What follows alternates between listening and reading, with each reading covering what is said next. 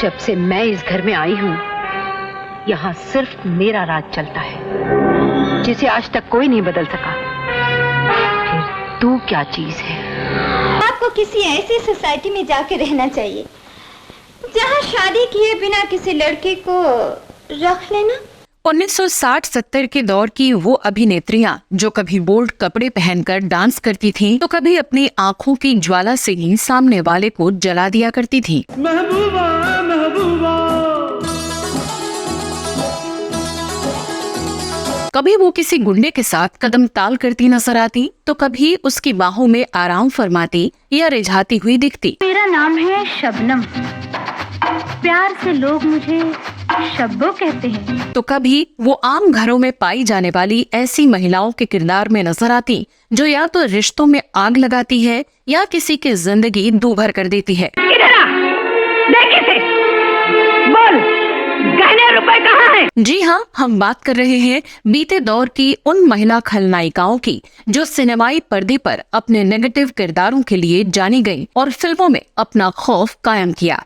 तुमने मुझे भी पहचाना नहीं है, मैं तांबे की राजकुमारी हूँ।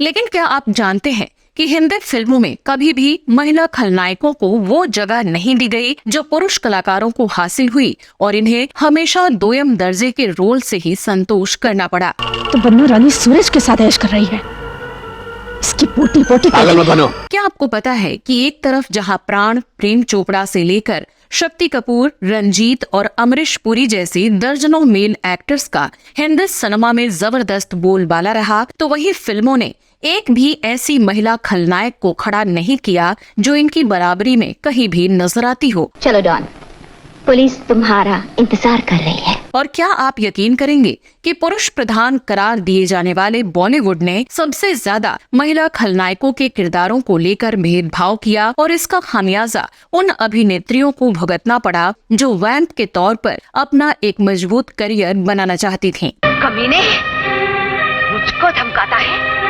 तुझसे जो बन पड़ता है कर ले। तो क्यों हिंदी सिनेमा में महिलाओं को समानता का वो मौका नहीं दिया गया और क्या अब इस परंपरा में बदलाव आया है? और गुजरे दौर की वो कौन सी कलाकार रहे जिन्होंने तमाम ऑड्स के बावजूद भी महिला खलनायकी में कुछ हद तक अच्छा मुकाम हासिल किया? बताएंगे और भी बहुत कुछ। आप बने रहिए हमारे साथ।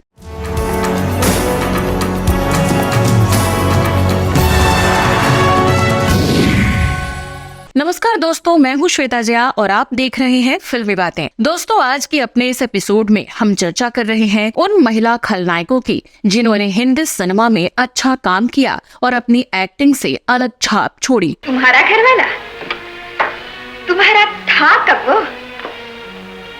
लेकिन दोस्तों, बॉलीवुड फिल्मों में जब भी विलन की बात आती है तो लोगों के दिमाग में पुरुष किरदार ही आते हैं। ऐसा होना भी वाजिब है क्योंकि विलन के नाम पर इंडस्ट्री में पुरुषों की ही छवि बनी हुई है या बनाई गई है। महिलाएं अक्सर हीरोइन के रोल में या कैरेक्टर आर्टिस्ट के तौर पर ही देखी जाती हैं। लेकिन आज हम आपको इंडस्ट्री की उन महिला खलनायकों के बारे में बताने जा रहे हैं जिनका अभिनय आज भी हैरान करता है। और अगर इन्हें फिल्म निर्माताओं द्वारा बराबरी के मौके दिए गए होते तो आज सिनेमा में इनकी एक अलग ही पहचान होती। मेरी बराबरी करते हो?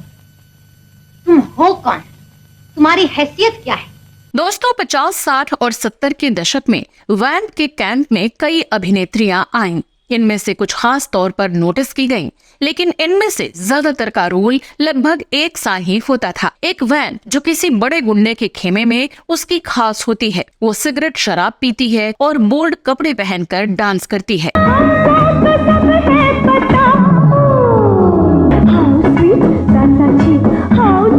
इस लिस्ट में पहला नाम है ललिता पवार का। इस घर के दो हिस्से होंगे, आज जरूर होंगे। बागवंती, अकल से काम ले। चूल्हे में जाया कर। कभी खड़ूस सास तो कभी चालबाज सौतेली माँ तो कभी दुष्ट दादी। इन सभी किरदारों को ललिता पवार ने इस तरह जीवंत किया कि देखने वाले इनसे वास्तव में नफरत करने लगे। आज भी जब सास के किरदार की बात होती है तो लोगों की जुबान पर सबसे पहले ललिता पवार का ही नाम आता है। छोड़ो जी ये गुस्सा, जरा हंस के दिखाओ, दादी अम्मा मान जाओ। वैसे तो ललिता पवार ने अपने फिल्मी करियर की शुरुआत आजादी से पहले के सिनेमा से ही कर दी थी। ये कभी हिंदी सिनेमा की एक खूबसूरत और बोल्ड अदाकारा थीं और इनके हुस्न के लाखों दीवाने थे।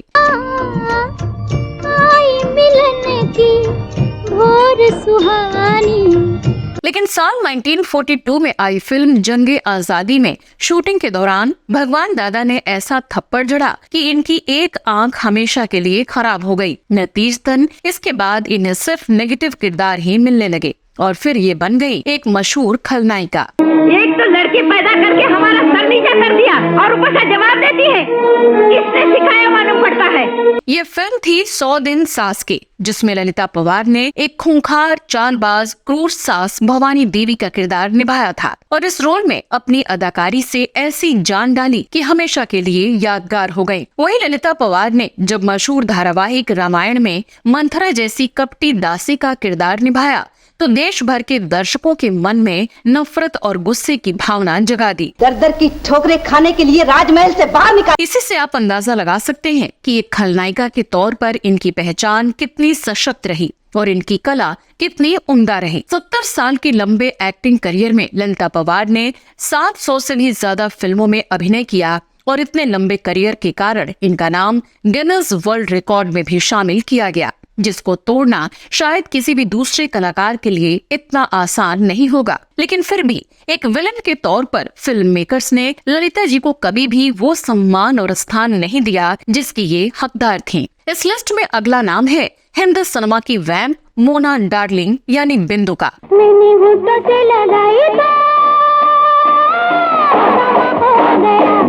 बिंदु ने फिल्म दो रास्ते से अपने करियर की शुरुआत की और देखते ही देखते एक मशहूर विलेन बन गए। इन्होंने लगभग 150 फिल्मों में काम किया, जिसमें 1970 में आई फिल्म कटी पतंग में इनके किरदार शबनम को सबसे ज्यादा पसंद किया गया, जो कहीं से भी इस फिल्म के मुख्य विलेन प्रेम चोपड़ा से कमतर नहीं रहा और फिल्म देखने के बाद थिएटर से निकलते दर्शकों में इन्हीं की चर्चा रही। मेरे पास आओ, मुझे गले से लगाओ, हंसाओ, रुलाओ, सताओ। नकारात्मक छवि वाले किरदारों में दर्जनों फिल्मों में अभिनेत्री बिंदु ने अपनी एक अच्छी खासी पहचान बनाई। इन्हें इसके लिए कई बार फिल्म फेयर नॉमिनेशन भी मिला, लेकिन फिर भी थॉरोली इनके करियर को देखने पर आपको अफसोस होगा कि क्यों इन्हें एक विलेन की वो पहचान नसीब नहीं हुई जिसकी ये काबिल थीं। इस लिस्ट में अगला नाम है एक खतरनाक वैम्प की मजबूत पहचान बनाने वाली अभिनेत्री शशिकला का। तू मेरा जो नहीं फिर मुझको क्या जा कहीं। एक कैबरे डांसर, एक नकचरी लड़की तो कभी एक खूंखार सास, लेकिन हिंदी सिने जगत में खलनायिका की अपनी दमदार पहचान बनाने वाली इस अदाकारा ने कभी लोगों के घरों में झाड़ू पोछा तक किया था, काफी मुश्किलों से फिल्मी सफर तय किया और फिर लंबे समय तक पर्दे पर छाई रही। नहीं नहीं अंकल, मैं ये नहीं कहती कि मुझसे शादी करें, मुझसे करें या न करें। सवाल ये है कि प्यार किसी से और शादी किसी से। 1962 में ताराचंद बड़जात्या की फिल्म आरती में सबसे पहले शशिकला ने नकारात्मक किरदार निभाया और तब से नेगेटिव रोल के लिए ये फिल्म मेकर्स की पसंद बन गयी। क्यों मुझे इतनी खुशी दे दी कि घबराता है दिल। इसके बाद 1963 में आई फिल्म गुमराह और 1974 में आई फिल्म छोटे सरकार में इनके शानदार प्रदर्शन के लिए क्रिटिक्स ने खूब तारीफें की। आरती और गुमराह दोनों के लिए ही शशिकला को फिल्म फेयर के बेस्ट सपोर्टिंग एक्ट्रेस के अवार्ड से नवाजा गया। सपनों के राजा, सपनों के राजा। इसके अलावा फिल्म अनुपमा, फूल और पत्थर, आई विलन की बेला, वक्त और खूबसूरत जैसी फिल्मों में निभाए गए इनके किरदारों को भी खूब सराहना मिली। एक विलन के तौर पर शशिकला में काफी संभावनाएं थीं। इनका अंदाज, डायलॉग डिलीवरी, भौहें चढ़ाकर गुस्से में घूरना और शानदार बॉडी लैंग्वेज। लेकिन अफसोस, उम्र ढलने के साथ जब ये फिल्मों में कैबरे डांस और नुमाइश करने में कम आंकी जाने लगी तो डायरेक्टर्स ने इन्हें कैरेक्टर रोल ऑफर करना शुरू कर दिया और इस तरह वैम्प के किरदार से निकलकर ये अब कैरेक्टर आर्टिस्ट बन गयी। फिल्म बादशाह में ये शाहरुख की माँ की भूमिका में नजर आई तो मुझसे शादी करोगी में सलमान खान की दादी की भूमिका निभाई। तू चिंता क्यों करता है? अब मैं आ गई हूँ ना। हालांकि इन किरदारों को निभाने में कोई बुराई नहीं थी, लेकिन इसे निभाना शशिकला की चॉइस नहीं, मजबूरी थी, क्योंकि तब तक इंडस्ट्री में काफी हद तक ये ट्रेंड था कि वैम्प की भूमिका निभाने वाली एक्ट्रेस या तो कैबरे डांसर होगी या विलन की गर्लफ्रेंड या फिर कोई घरेलू सास आदि, जबकि मेल खलनायकों के लिए ऐसी कोई उम्र की सीमा नहीं थी, ना ही ऐसे बैरियर थे। चलिए अब बात करते हैं इस लिस्ट की अगली महिला खलनायक अरुणा ईरानी की।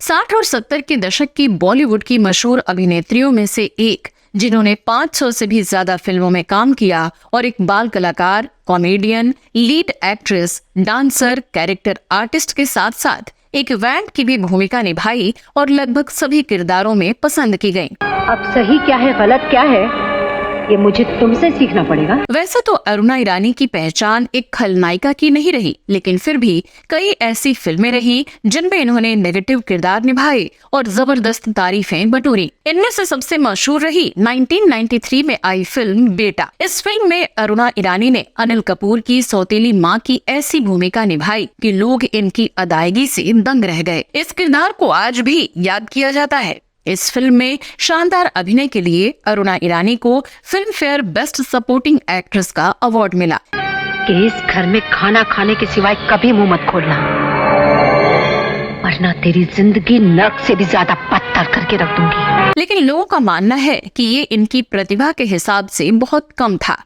बल्कि इन्हें आगे भी ऐसे मजबूत किरदार मिलने चाहिए थे जो कि मिल नहीं सके। इस लिस्ट में फिल्मों की मशहूर कैबरे डांसर हेलन का भी नाम शामिल किया जा सकता है। पिया तू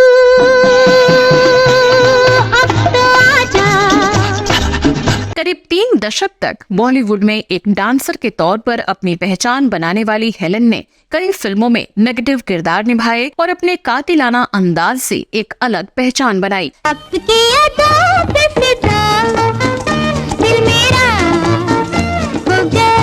हेलन कई फिल्मों में आइटम नंबर के साथ साथ कैमियो या वैम्प के रोल भी अदा करती रहीं और ये सिलसिला लंबा चला। मैं तुम्हारे साथ आई, मैंने तुम्हारे गंदे हाथों को अपने जिस्म पर बर्दाश्त किया तो सिर्फ इसलिए कि मैं तुमसे अपनी मंगेतर रमेश का बदला लेना चाहती थी। अभिनेत्री मनोरमा ये भी फिल्मों में महिला खलनायक के लिस्ट में शुमार की जा सकती हैं। पता लग जाएगा, जरा घर चल, मारे जूतों के तेरी चटनी ना बना दूं तो मेरा नाम नहीं चुड़ैल। आंखों को नचा नचा कर डायलॉग बोलने के लिए मशहूर इस अभिनेत्री ने फिल्म इंडस्ट्री में 100 से ज्यादा फिल्मों में काम किया। इनका असली नाम एरन इसाक डेनियल था। इन्होंने भले ही अपने फिल्मी करियर की शुरुआत काफी पहले एक बाल कलाकार के रूप में की थी, लेकिन 1948 के बाद से मनोरमा को नेगेटिव और कॉमेडी रोल मिलने लगे, जिसे दर्शकों ने खूब पसंद किया। बहन बहन बहन बड़ी जिम्मेदार नहीं आई है, सिवाय इसके कि घर के कुत्तों की तरह तुम्हें भी रोटी डाल दी जाती है। उसने किया ही क्या तुम्हारे लिए? आज भी लोग इनके अभिनय की तारीफ करते हैं और एक वैम्प के तौर पर ही याद करते हैं। बेटी, मैं कह रही थी कि क्या कह रहे थे? पैसा तिजोरी में संभाल के रख दो। तिजोरी में रखोगी? जब भी बॉलीवुड की खूबसूरत और नखरीली अभिनेत्रियों की बात की जाएगी, उसमें नादिरा का नाम जरूर शुमार होगा। नादिरा ने 19 साल की उम्र में ही दिलीप कुमार के साथ बॉलीवुड में कदम रखा था।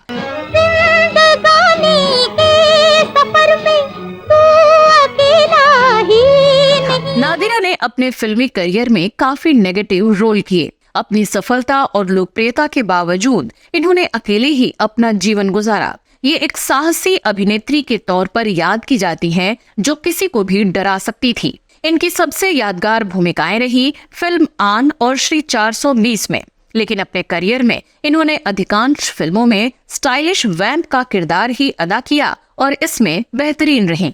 न जाने तुम्हें उस गंदी चाल में रहने वाली छोकरी में क्या नजर आता है। ऐसी ऐसी सती सावित्रियां बहुत देखी। 90 के दशक में जहां रजा मुराद, गुलशन ग्रोवर, शक्ति कपूर, प्रेम चोपड़ा, सदाशिव अमरापुरकर डर का दूसरा नाम बने हुए थे, तो इस दौर में महिला खलनायकों के लिए अभी उस कदर रास्ते नहीं खुले थे। वहीं 90 के दशक के आते आते वैम्प के किरदार में बदलाव आया। अब हीरोइन भी उतनी बोल्ड थी जितनी वैम्प। अब वैम्प तो कोई रिश्तेदार या जानने वाली ही निकलती, चाहे राजा हिंदुस्तानी की करिश्मा कपूर की सौतेली माँ हो या फिल्म बेटा की सौतेली माँ। लेकिन अब कोई ऐसी अभिनेत्री नहीं थी जो खासकर वैम्प के रोल करती हो। 90 के दशक के आखिर तक हीरोइन ही विलन बनने को राजी थी, चाहे वो गुप्त में काजोल हो या प्यार तूने क्या किया में उर्मिला मातोंडकर या बाद के सालों में खाकी में Aishwarya Rai. I am sorry Shekhar, काम के वक्त दिल लगाना अच्छी बात नहीं। तुम अपनी ड्यूटी से चूके, पर मैं नहीं। कुछ इस तरह हिंदी सिनेमा से वैम्प का किरदार ही धीरे धीरे गायब होने लगा और आज भी यही ट्रेंड चलता जा रहा है कि ग्रे शेड में कोई भी महिला फिल्मों में दिखाई जा सकती है, चाहे वो मुख्य किरदार यानी हीरोइन हो या फिर कोई सहायक अभिनेत्री। लेकिन हाँ, हिंदी सिनेमा के पिछले 80-90 साल के इतिहास को देखें तो पुरुष खलनायकों की तुलना में महिला खलनायकों को वो मुकाम, वो सम्मान और स्थान नहीं मिल सका जो दिया जाना चाहिए था। आपकी इस पर क्या राय है, हमें कमेंट करके जरूर बताइएगा। तो दोस्तों, आज के वीडियो में फिलहाल के लिए बस इतना ही। इसी तरह के कुछ और किस्से कहानियों के लिए आप हमारे दूसरे चैनलों विभाग बॉलीवुड और वो पुराने दिन को भी देख सकते हैं। फिलहाल मुझे दीजिए इजाजत, नमस्कार।